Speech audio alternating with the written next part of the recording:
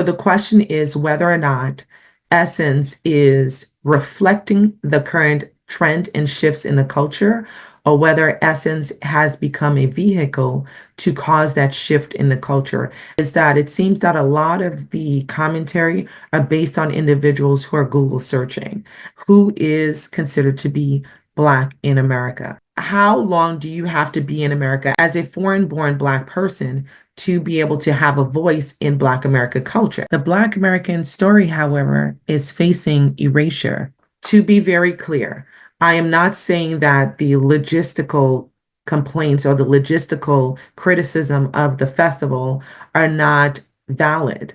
And so it is quite peculiar to have a culture that focuses on honoring the ancestors, but yet have such discordance with the origin of the ancestors.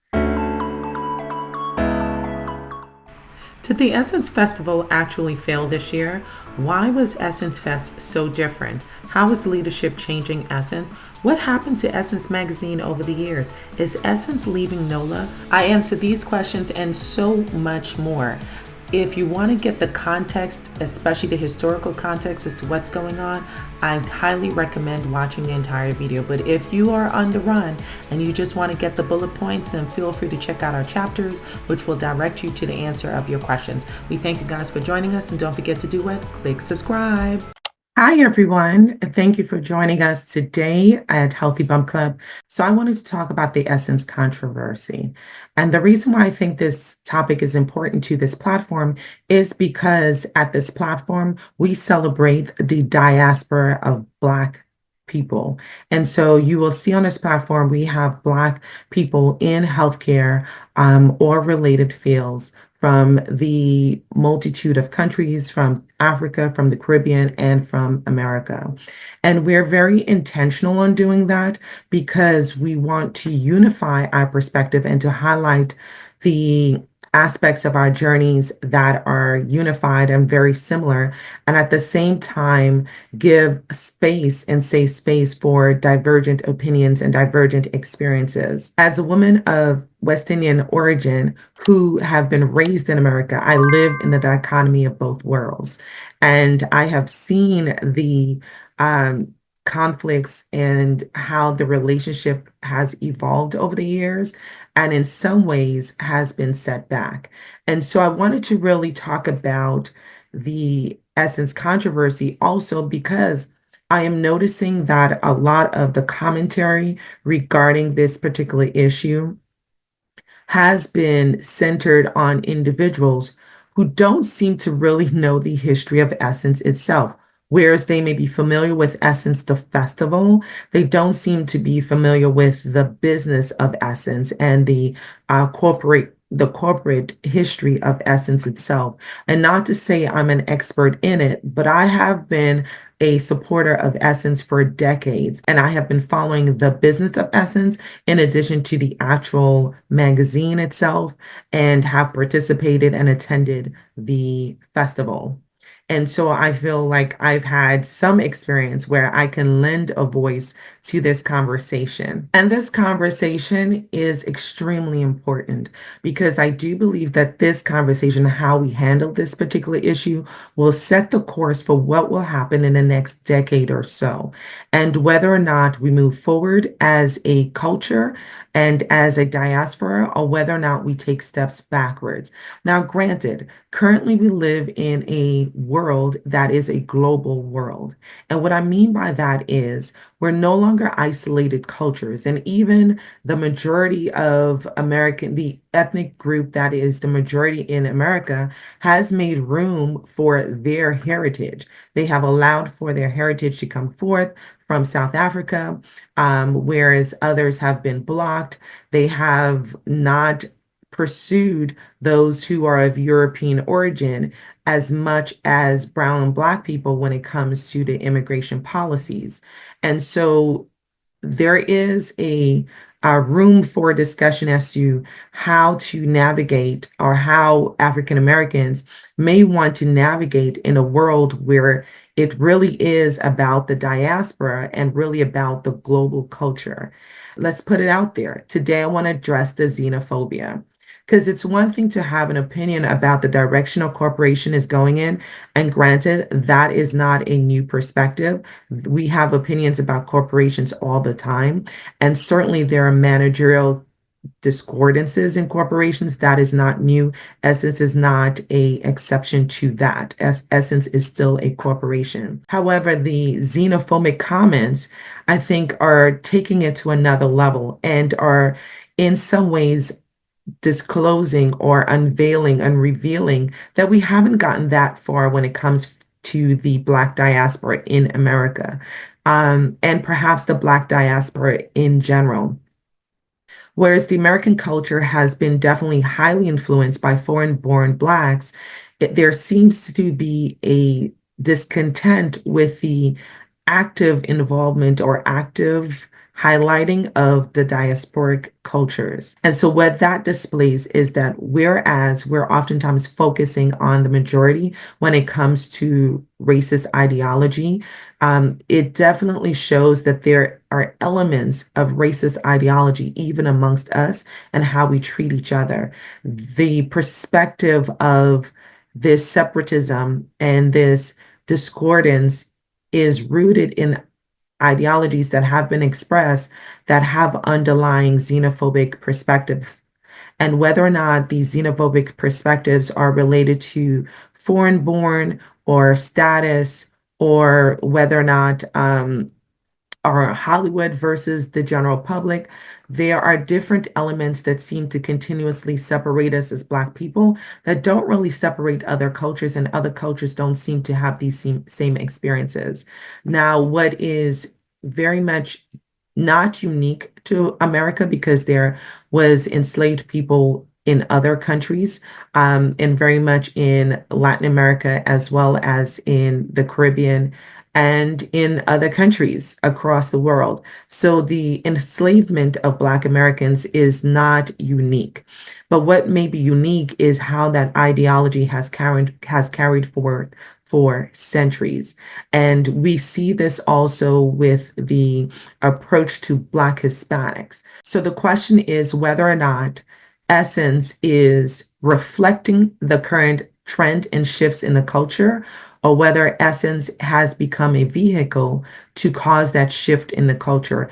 And I think that's where the discordance come in the opinions regarding this. Now, what has been the most disheartening is that it seems that a lot of the commentary are based on individuals who are Google searching. And I really wish that we understood more our culture and the history of our own culture, without having to rely on Google searches to update us. Now, to be very clear, I am not saying that the logistical complaints or the logistical criticism of the festival are not valid. Certainly, if you have a displeasure with a particular experience, especially one that you have paid for, you have all the right to share your feedback and what worked and what didn't work for you. That is not where I'm coming from today.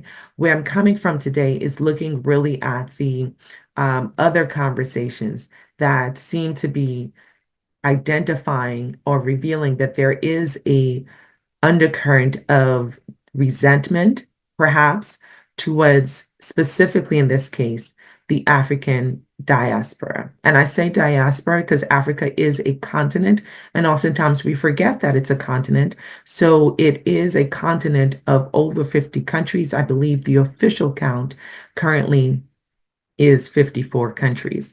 And so it's very hard to sort of make in a monolithic voice that particular perspective. But we ourselves here at Healthy Bump Club have realized that this issue exists before this whole debacle ensued. And so we actually attempted to address this conversation from the perspective of the Black expats and the trend of Black Americans actually leaving America. We talked about the relationship of the diaspora. Let's run that clip back. As individuals who are from other countries, the relationship between Black Americans and Africans have been one of sometimes contentions, and also the relationships with the West Indians, the Caribbean born with Black Americans, have not necessarily been the most peaceful. Are there efforts now to mend those relationships, especially since the year of the return? Do you see a mending of these relationships? I think there's more love there than anything. Growing up here in Los Angeles, there's a dense population of Caribbeans and Ghanaians and Nigerians. And there's always been, oh, we're going to eat Jamaican food. Oh, my friend is, Devani's from Belize, or my other folks, Mm-hmm. who are from. And so I personally can speak for myself and say, I've never seen it. But I do know that the African booty scratcher thing has been there for some time. So as long as you had Mm-hmm. an accent, you were an African booty scratcher. Whether you Mm-hmm. were black and sound like Damson Idris or Right. Idris Elba, or whether you have an accent like Dr. Trisha here, who, you can hear the prominence with you, Mm-hmm. Dr. Mm-hmm. Carly Fighter. And I'm just like, when you hear that, it's just like, do you feel estranged or ostracized from your folks? There's a culture shock. I do Mm-hmm. think there's a mending because more people are traveling. I do think Yes. there's a mending because we're getting to know one another because of the open access of social media. Mm-hmm. Mm-hmm. And we see folks like you, Dr. Taska, with platforms like this who are very considerate and very socially conscious and very culturally informed Mm-hmm. about not just Black people around the world, but all people around the world.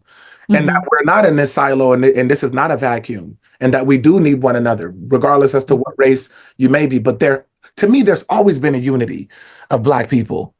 I've never really seen, I don't want to be ignorant and say I haven't seen it. It's been there, Mm-hmm. but I don't think it's been more prominent than the Black love than we're seeing now. So, Right, right. I agree with that. I mean, So the question is Essence reflecting a already ongoing shift in the culture, or is Essence becoming a vehicle of that shift? So let's look at one of the most recent commentary. Essence Fest is whack and wash now because it's run by a bunch of Africans. There is no Black American culture that is reflected in Essence Fest anymore. Essence's CEO is an African. The chief, I don't know, one of their chief top level executives and officers is an African. The person that owns Essence Ventures is an African. So what used to be a celebration of Black American culture, the culture that is ours, the culture that we built from the ground up, the culture that Black Americans influenced the world through, has now been co-opted by some African diaspora, Pan-African, whatever, and a lot of Black people are just not feeling it. Now, I went to Essence Fest for the first time a couple of years ago. I think it was like Nicki Minaj, New Edition, and Janet Jackson were the headliners. It was absolutely incredible. It was a celebration of Black Americanness. There were Black people in and up and through it. It was a pure celebration of Black American culture and Black American heritage. But now that it's been co-opted by a bunch of Africans, it seems that nobody cares because they don't set culture for this world. We do. And until Essence Fest gets back to the Black Americans who created it and founded it and lead the culture, it will continue to fail with those Africans in charge. So, one of the things I want to touch on is the term a bunch of Africans. So, the term a bunch of Africans has been historically derogatory, and it is used to disrespect the group. So, why is that? So, some people may not have the context. When you speak of the term a bunch of Africans, you talk about Africans in terms of being a commodity, a measurement of a group, right? So a bunch of apples, a bunch of pears, a bunch of socks, a bunch of Africans. When Africans were stolen from Africa and brought over to America, they were sold sometimes as singles and sometimes as a bunch of Africans. So the term a bunch of Africans has been historically racist and derogatory intentionally. And so I do believe that the use of the word in this particular clip that we shared may not have been intended to be derogatory. I don't know if it was used out of ignorance or if it was intentionally used. But regardless of the intent, the outcome is that it would offend people because of its historical context. So what's going on in terms of African Americans or the Black diaspora in America that may be making Black Americans uncomfortable? And so for many years, the trend has been to honor the ancestors, to respect the ancestors, to tap into the ancestors, to pay homage to the ancestors. And so it is quite peculiar to have a culture that focuses on honoring the ancestors, but yet have such discordance with the origin of the ancestors, meaning the ancestors of the ancestors. That is quite peculiar. And while, as part of the diaspora, you may be offended by this, I think it plays room to be empathetic, because it definitely shows the conflict, the ongoing inner conflicts of Black Americans to determine and define who they are in this world. And granted, you may say, well, African Americans have certainly defined who they are in this world. But these types of issues and conflicts are identifying that there is still some uncertainty. Do we become one with Africa and remove all the historical boundaries?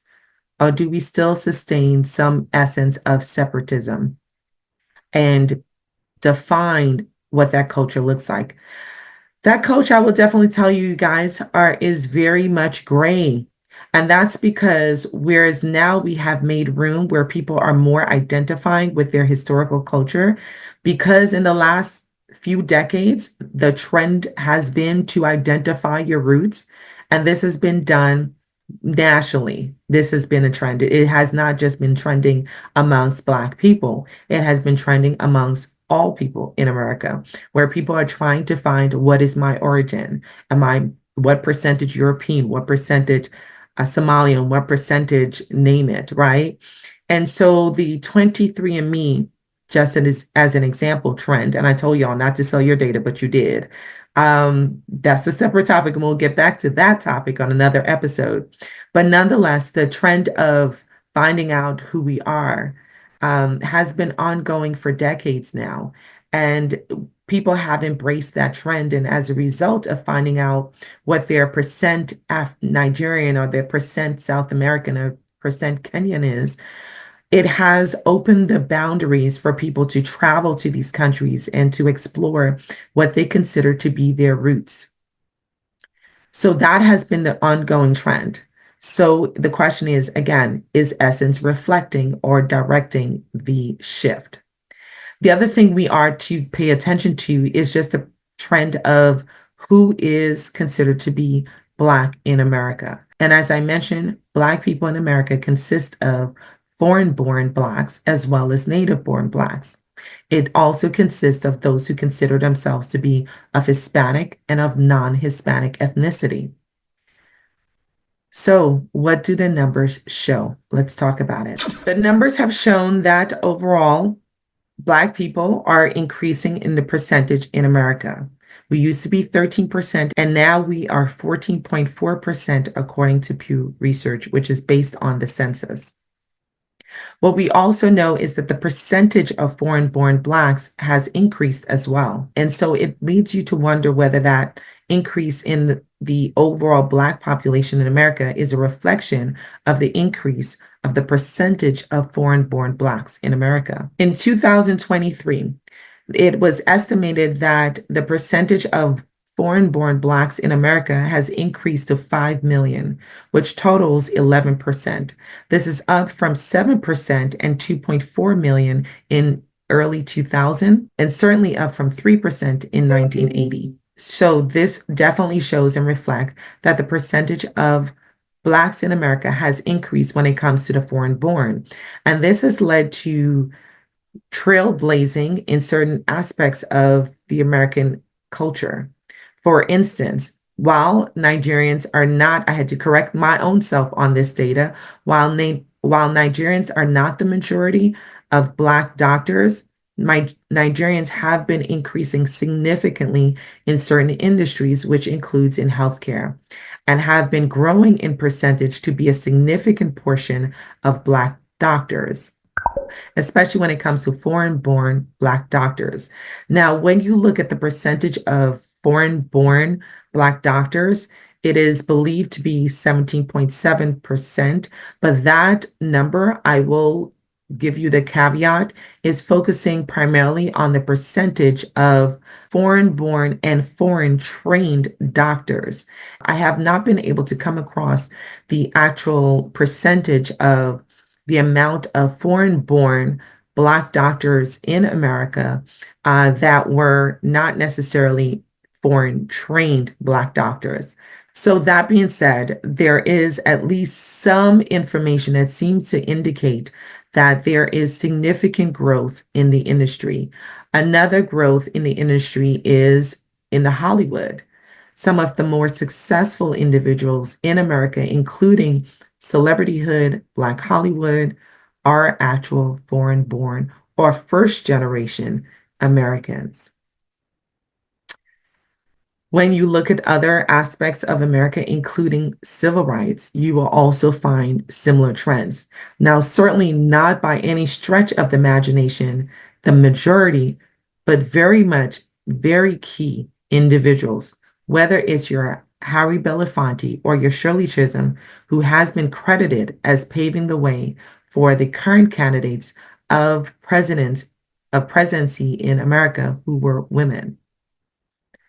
So the question is Essence trending with the current ongoing trend in America or shifting the narrative? When we think about Black American culture, there are certain things that come to mind.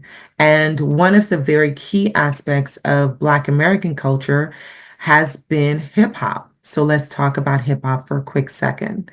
We know that hip hop has been very influential around the entire world, and we know that it has been trending in many aspects of the world as we look at, even to this day, the impact of certain hip hop artists.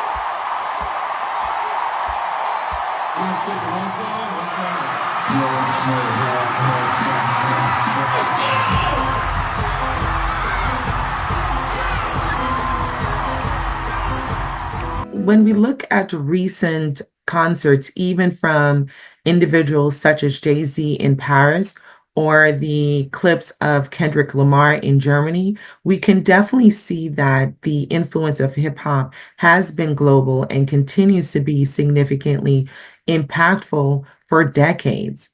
So it will surprise many individuals to know that the origin of hip hop is Jamaican. I know it surprises so many people, and I get dragged all the time when I bring up or mention this particular historical fact. So the father of hip hop is DJ Kool Herc, whose government name is Clive Campbell. And for many people, we know that Campbell is very much a West Indian surname. The origin of hip hop really derives from the house gathering of artists in Jamaica, where they would gather and play their music and come up with different dance hall beats. And so DJ Kool Herc took that origin as being a Jamaican American, and apply that and develop this house gathering where people would gather and come up with beats. And I'm not at all an expert on a hip hop, but I will definitely say it's important to look into the origin of how hip hop developed. And it really developed out of these gatherings in homes in Jamaica where they would play music and dance hall and come up with new dances and come up with new rhythms and rhymes and beats, and developed and evolved into a technique and pattern that was used to become the foundation of what we now call hip hop, which started in the homes and in the apartments of some of our most known hip hop artists. I'm highlighting these instances just so we understand, just when we talk about Black American culture has become sort of this melting mix of cultures and of some input and very significant and historical input of the Black diaspora. When we look at the impact of the diasporic culture of Black people around the entire world, similarly, you can talk about the impact of dancehall internationally and the impact now of the growth of and not the origin, but the growth of Afrobeats. Afrobeats has been very impactful, selling out stadiums at record numbers around the entire world. And so you cannot ignore the impact of the Black diaspora around this entire world. And it's hard to try to put some type of value on who is more impactful than others. Black people are just dope. And we just need to understand that we're dope regardless of where we come from. Because when you look at all of the trends right now with most of the most popular dances, the most popular dances currently are Afrobeat dancing. And that is not by any stretch of the imagination a surprise, because even when you look at the origin of twerking, which is now a significant part of the hip hop Black American culture, the origin, and there is some origin of twerking in Mapuka. And we talked about it on this platform when we talked about twerking in general. So it's important for us to play homage to sort of these facts that have been used to divide us and understand just how much we are so similar collectively, and there's power in utilizing our unification. So as I mentioned to you guys, I'm an avid supporter of Essence. And the question is, has Essence really changed? And is it really shifting in culture? So I have several magazines here, and I will definitely tell you when you look at the so I'm going to look at what issue is this? This is March, April of this year. And on the cover is Tyra Banks, right? And then when you look inside of the content, let's go to it. Inside the content, you have Best in Beauty, right? Which is very much African American focused. You have Rooted in Real, and this one does incorporate Ghanaian history. So it talks about going from aunties oiling their scalp in Ghana to an apprenticeship at a luxury UK salon. Then you talk about the incomparable Danessa Myricks. And then you talk about Black women in Hollywood, a different kind of hero, talking about Marvel Cinematic Universe, New Captain America, then talking about Turn the Mics Up, and it goes on, The Cost of Glam, the celebration of Black beauty in Hollywood, Radiance Retreat. So predominantly, when you actually look through the magazines, you will find that there is still a focus, an almost majority focus on Black American culture. Even the article that talked about, even some of the articles that incorporate African history, those are not new. Like Essence has been having some focus on Africa for a very long time, and it predates the current leadership. But it seems to have gotten additional focus given that the leadership, it does have origin in African countries. So let's talk about that. So the other thing that came up in the commentary is that it's been made to believe that Essence has been taken over by Africans, and that's why there's a shift and a recent disappointment with the recent festival. And I'll talk about the festival in a second. But one of the things I want us to pay attention to is just the sheer numbers. Now, I don't know what total percentage are truly African origin, because some people are first generation Black Americans. However, when you look at what people are primarily focusing on, they're focusing on the C-suite and the ownership. So you guys, when people talk about the shift in ownership of Essence, they're referring primarily to two individuals. And I will highlight the fact that Essence magazine itself, I believe, has over 150 employees. So whether or not the ownership and the leadership is so significant in their focus on Africa that it powers the over 100 employees is up to you to decide. But let's talk about the facts. Richard Lou Dennis, who is now the owner of Essence Venture, which underneath Essence Venture are a number of different corporations that I will make reference to, because it seems like people are focusing on sort of the negativity, but haven't really focused on the actual growth. Whether or not you agree with the direction of the growth, there has been significant growth with Essence Venture. So Essence Venture is the owning company of Essence Magazine. And Richelieu Dennis acquired the ownership of Essence Venture in 2018. Prior to that, and what some people don't realize is that Essence was owned by Time Incorporated. So it was not Black owned. And in fact, Time Incorporated owned the brand for 12 years. So Time Incorporated first acquired 49% of Essence Magazine in 2000, and then purchased the remaining percentage by 2005. So they originally owned 49% and then expanded that ownership and acquired the additional 51% by 2005. So from 2005 to 2018, when Mr. Dennis acquired the ownership of the magazine and ownership of Essence Venture, it was white owned. So the years that people are saying were the greatest years of Essence, Essence wasn't even owned by Black people. It was not Black owned. So it's really confusing to see sort of this narrative that didn't exist when the magazine was in fact not even Black owned. It's not until the recent years with the recent acquisition that it has become Black owned. And for some people who are wondering, who is Dennis Richelieu? If you have used Shea Moisture products, you have used the products that he founded and his family, the Dennis family, founded, because his mom has had great influence in sort of the direction of the businesses. Richelieu Dennis is the founder of Shea Moisture Products and Sundial Products. He then sold that company in 2018 for a whopping $1.6 billion to Unilever. Unilever, who now also owns a multitude of other Black products, which I'm not going to go into today. And so Richelieu Dennis has definitely had an impact that many people are not even aware of in Black America, but has not been highlighted until this moment. Now let's talk about Carolyn Wanga. If you haven't come across the essence of who is Carolyn Wanga, have you really lived? She is a walking masterpiece, always giving credit to the makeup artists and designers who are often African American. So Carolyn Wanga, I'm really disappointed that people seem not to be familiar with her. Also been making her mark in Black America for quite a long time.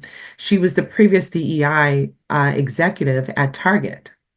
In fact, I personally would say that she is instrumental, and I'm sure many people will agree, that she is instrumental with expanding the shelf space of Black products at Target, which are almost exclusively Black American, whether it includes the lip bar, which I'm currently wearing. So it is really important to know sort of the historical background of these individuals and understand that they're not new to this. They've been rather true to this. And so does their reach and their attempt to unify both lands, the African countries with America, is that a discredit to all that they have accomplished? Well, let's talk a little bit more about what they've accomplished. But since y'all want to talk about Caroline, let's talk about her. So since Caroline Wanga joined Essence, the team grew by 36%. The average salary increased by 47%. That's mainly Black women. The profitability of the entire brand grew by 260%. On top of that, a study done by Dillard University uncovered that Essence Festival of Culture generates $300 million a year for the city of New Orleans. $300 million every single year for the city of New Orleans. Now that's an average of over $100 million a day over a 3-day period, coming from over 170,000 attendees each day. And I don't know if y'all know this, but that makes Essence Festival of Culture the #1 festival in the country, eclipsing Coachella and South by Southwest on a per day basis. There is definitely room for improvement. There's definitely constructive criticism that is warranted. But I saw my brother Ryan from the Gathering Spot post a video earlier where he talked about the the spirit in which we're expressing our criticism. And if your criticism is led with lies, disinformation, and false narratives, then there ain't nothing constructive about it. So when people talk about the fail of Essence, right, we need to really clarify what this discussion really means, because the fail of the festival has not been, or the commentary on the fail of the festival has not been rooted in actual facts. So what's not being talked about is just how significant Essence has been to the economy of NOLA, of New Orleans. And so let's talk about that. While people are talking about the failing of the festival, at the same time, the festival has had some of the greatest impact. In fact, the last year I attended was the year that Janet Jackson was the headliner with New Edition. And at that time, it was noted that it was record sales. It was the highest sales of the festival. Now, granted, it may have been confounded by the fact that it was the first one outside of the pandemic. And so, of course, people were ready to get back outside. But nonetheless, it was a significant historical sale in tickets for Essence. And that was under Caroline's leadership. Now, let's talk about 2004, because that's the one that we have the most record for in terms of its economic impact to New Orleans. So it is said that in 2004, the Essence Festival pumped a whopping $346.3 million into the New Orleans economy. And that was its 30th anniversary and believed to be, I believe, you can double check me on this, record numbers in terms of the amount of sales that it has generated. Now, granted, there has been lots of criticism as to how Essence has incorporated or not incorporated local businesses and whether or not there's room for improvement. I'm sure there is. And I'm sure that there is a space to give that feedback. And that is not what I'm focused on today, even though I do think it's a valid complaint. And when it comes to Caroline Wanga, if you have followed her career like I have been on webinars where she has spilled just her wisdom, even when she was at Target. That's when I got to know her through Essence itself. So Essence itself was, before she became president, was making room for Caroline Wanga's voice, even before she became president. And so there was already an interest in incorporating that type of voice into the strategy of the organization. So what happened this year, there's been lots of complaint, but I'm going to focus on the part where it talks about impact in our culture, because otherwise you'll be here forever. I'm not going to keep you that much longer.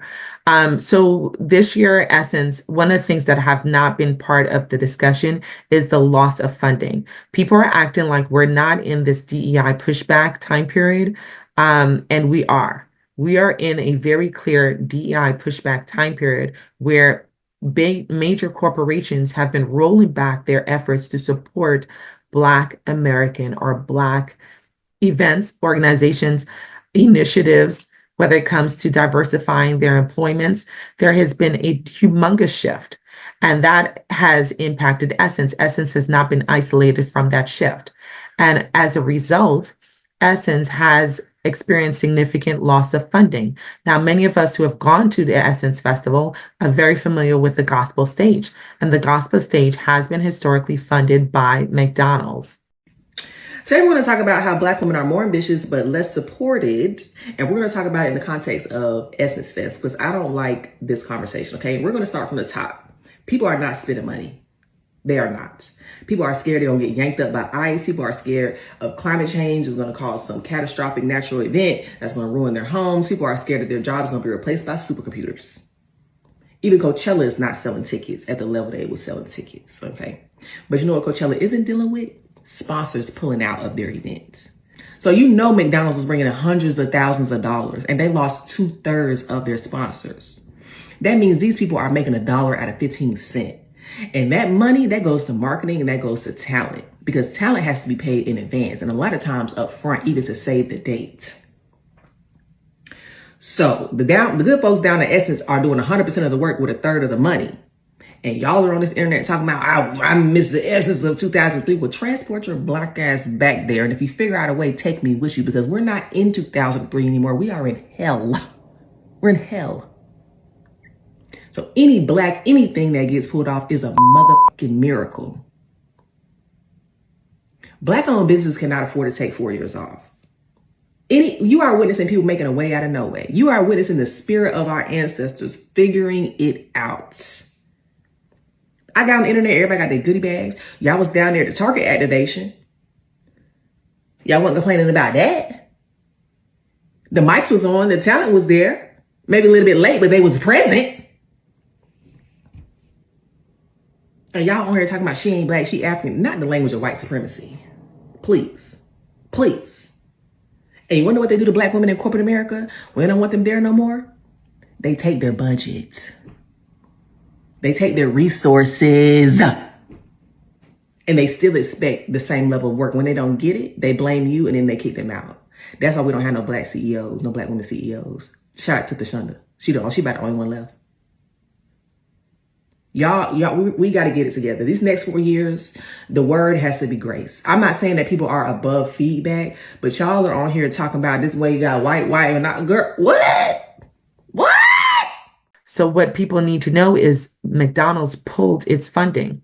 As one of the corporations that we are very much familiar with that has rolled back its involvement in Black America, McDonald's did not show up for Essence this year and was historically a significant part of its funding, in addition to other major corporations. So Essence had to put on an event with significantly less funding. Now, some people have quoted that the impact has been 2/3 of their funding was lost. I do not have any verification of that particular percentage, but I do know that these are major corporations and the loss of these contracts should have significant impact on their funding. Similarly, Councilwoman on a recent video shared that Essence also lost funding from the city of New Orleans in the amount of $2 million. So that is Congresswoman Helena Moreno.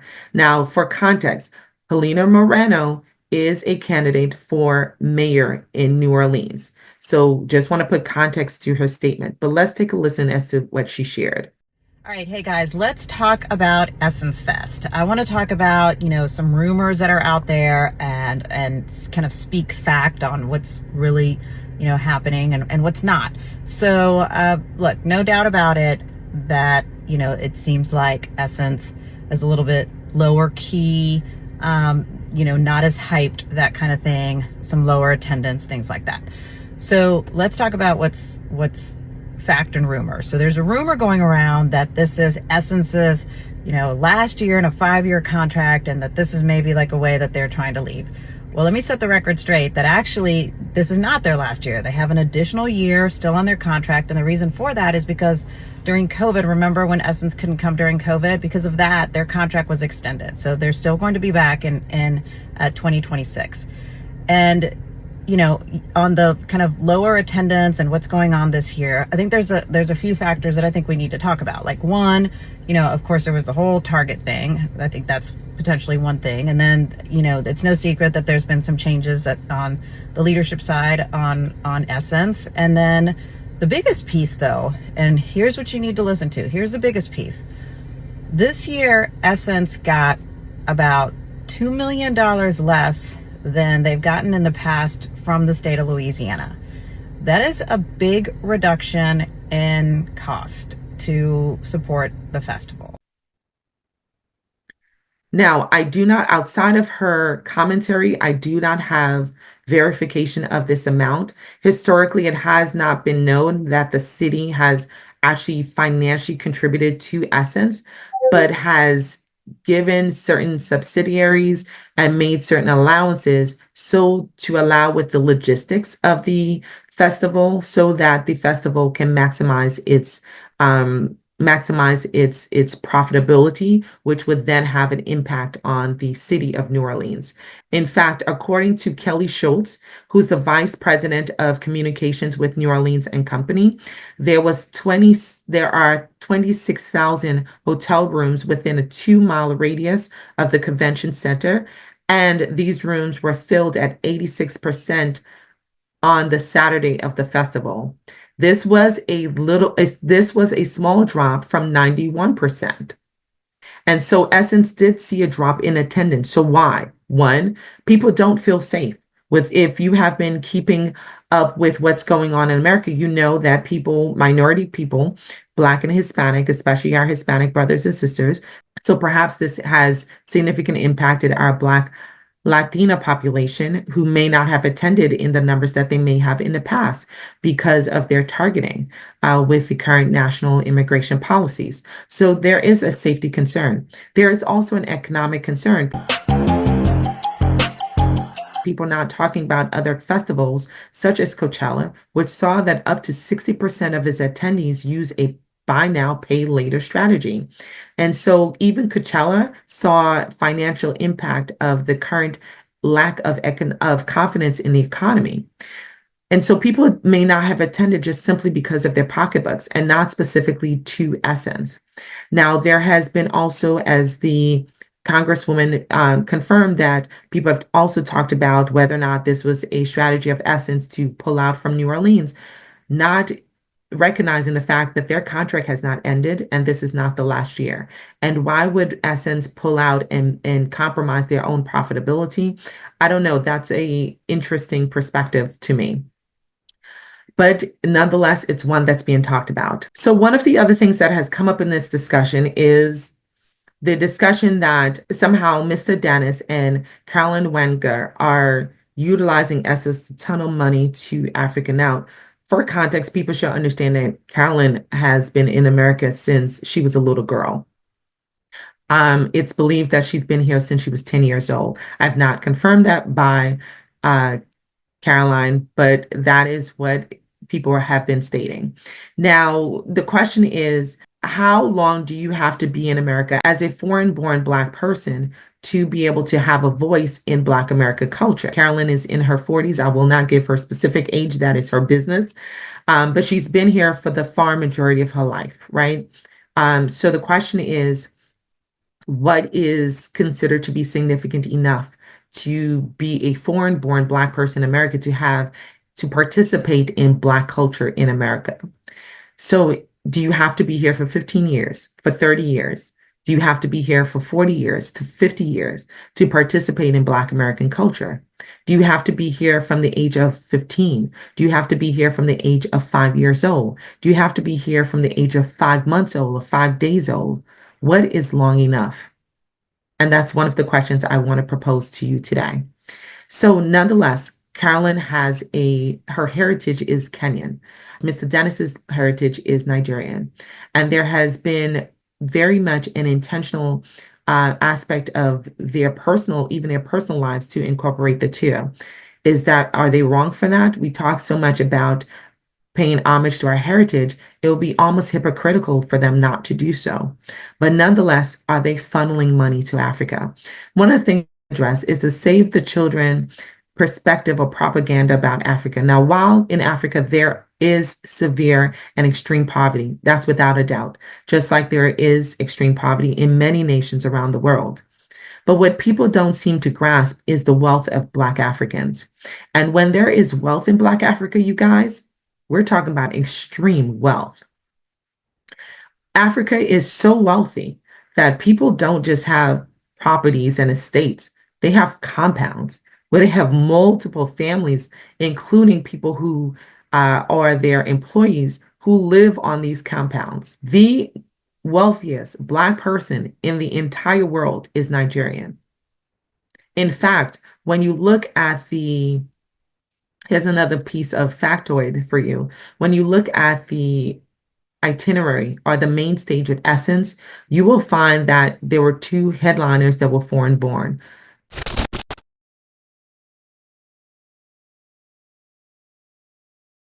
Nobody's going to complain because we all like dance hall.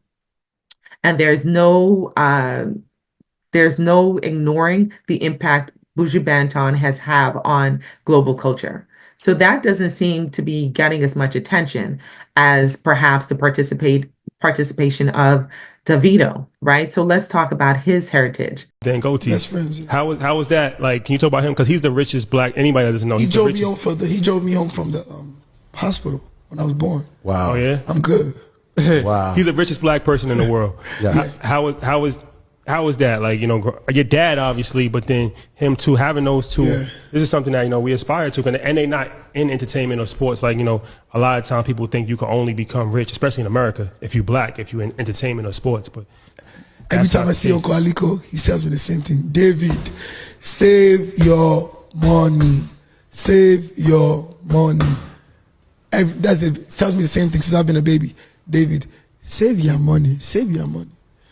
But it's just amazing to just see how, like I say, what the crazy thing to me is just how normal they live their lives. I don't think Dangote has bought a new car in the last 10 years. yeah. He didn't go on vacation for like the first 20 years. I'm telling you, he drives a 2005. His father is a billionaire. His godfather, who literally took him home from the hospital, is the richest Black person in the entire world. So, you guys, when we talk about, we need to understand that when Black wealth exists, it is extreme wealth. In fact, the top 3 billionaires when it comes to Black women in the world, Oprah is listed as number 1, and she has not always been in the number 1 position. And then followed by Rihanna, who is Bajan, and then followed by a Nigerian woman who has gained her wealth in oil. So when we talk about wealth in Africa, we're talking about producer wealth, whereas American wealth is based on consumer wealth. So why don't we see the advantage and the perhaps infinite possibilities when we are able to combine the great producers, meaning African, with all of its natural resources, from oil to precious, to cobalt, to all these natural resources, to our great consumers in America. There's also growth of the African economy. It is the fastest growing in the entire world. This is why there has been such great investments in Africa, including from African Americans. I'm building a luxury hotel in Morocco. Live from Kenya with Khalees on her 150 acres, soon to be 300 acres of land. Kenya's everything. Kenya has everything.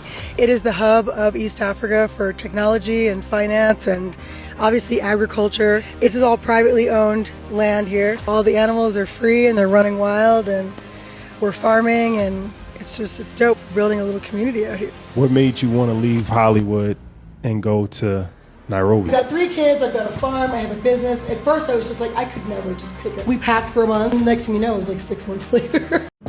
We took a tour of a luxury villa today in Kigali, Rwanda. The name of the complex is called Vision City.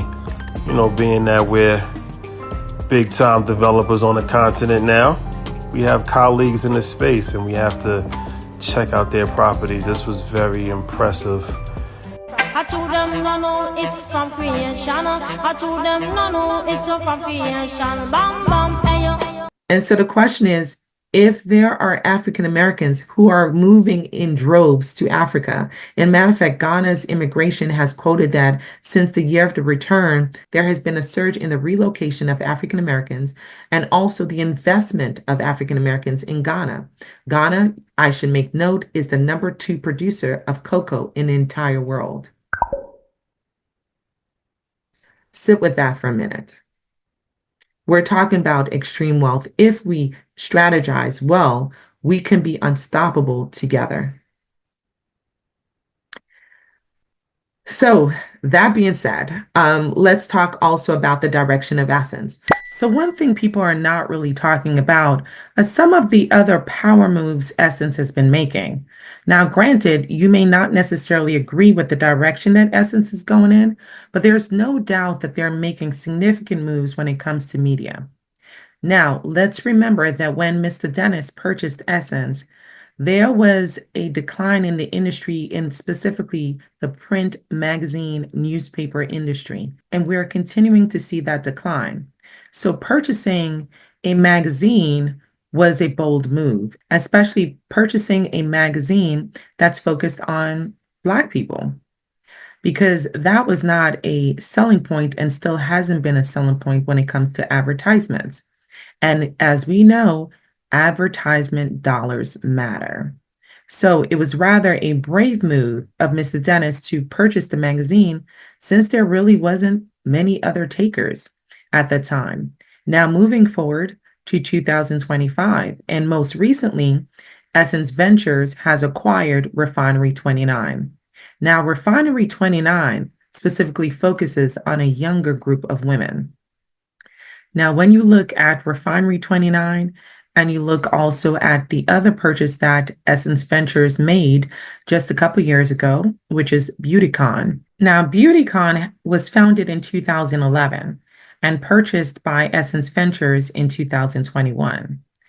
Now, BeautyCon, for many who are not familiar, here's a reminder of my attendance of BeautyCon just a couple years ago. Give you the last word on if there's anything you want to share with this audience that you have to be able to. But I must do my own moment as a girl that has had her own journey with beauty. You've always been one of those people that made me believe that my beauty belongs.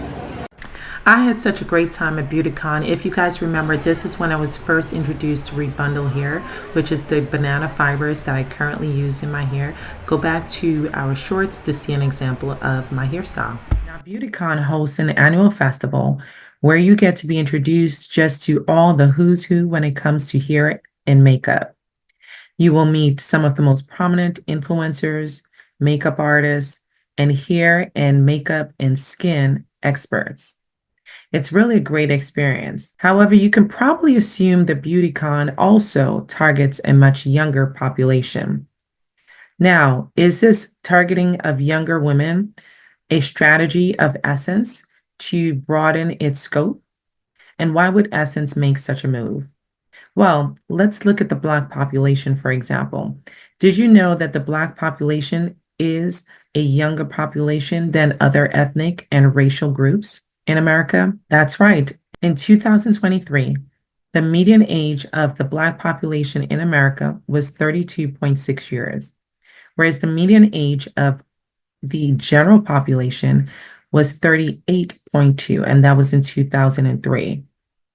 So as you can see, the Black population is, on average, the median age is about 6 years younger. So perhaps this targeting of a younger population may have something to do with the makeup of the Black population in America. That's just my guess, and that's my opinion. Regardless of whether or not you agree with the direction in which Essence is going, you have to agree that it seems very strategic. The Black American story has in some ways shaped the history and lifestyle of the entire globe. Whether you're talking about through music and arts, through fashion, through culinary creativities, through civil rights and a fight for democracy, the Black American story has been crucial to the stories around this entire world. The Black American story, however, is facing erasure, and there's a great systemic effort to erase the Black American history. Now, whether or not this has been the undercurrent that has led to some of the discourse that we are seeing recently and a strong effort to hold on to Black American culture, it's very possible. However, whatever the motivation is, it's important to know that while Black American culture has been critical in formulating even our language around the world, we cannot ignore the root and the foundation of Black American culture being the African culture itself. As we see similarities through culinary arts, and one of my favorite shows, High in the Hog, has shown the tracing of some of the more traditional dishes of Black America, leading to its origin in African countries. Whether or not we're looking at the music, the rhythm, the beats, the dance movements, and even our, je ne sais quoi, our sassiness, our wittiness, our intuition, our joy of life is definitely something that is a commonality across the Atlantic. It's also important to know that the support of Black Americans for the Black diaspora is also crucial. As we're sadly learning from the withdrawal of USAID funding around this entire globe, there are communities of Black people who are suffering already. And it's estimated that thousands will die as a result of the lack of funding for crucial and life-saving medication, including those used to treat HIV. Now, whether you are consuming your arroz con pollo, your pilau, your jambalaya, or your jollof rice, you must admit that there's a threading of cultures, a similarity throughout all the recipes, a display of the commonality across the oceans. Now, where do we go from here? Only we can make that decision, whether or not we will bind together in unity as a diaspora, recognizing that we need each other, especially in a time like this, where so many societies seem to have systemic strategies to erase us. And certainly there is clear evidence that the struggle absolutely continues, whether it's from the disrespect of the Liberian president being told that he speaks English very well, or whether the false tales of South Africa, there is a continuous effort to disempower the Black diaspora around this entire world. And only we can make the decision as to whether or not we're going to allow that to continue. The more we find reasons why we are different, and the more we find fake boundaries, is the more we weaken our progress. So where do you stand? Do you believe that the Black diaspora ought to come together in unity? Or should we stand in our own corners, so to speak? Should the Black American culture continue to seek a purity?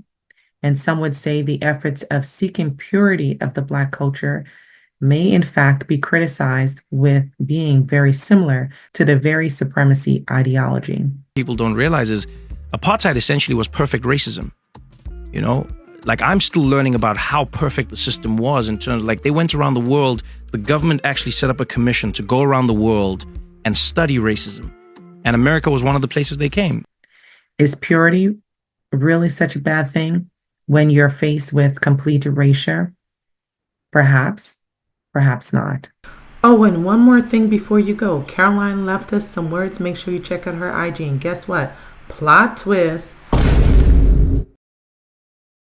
Whether you are Black American or foreign-born Black, whether you are multi-ethnic, or whether you are Hispanic or non-Hispanic, where do you fit in the Black diaspora? And how do you envision the Black diaspora moving forward?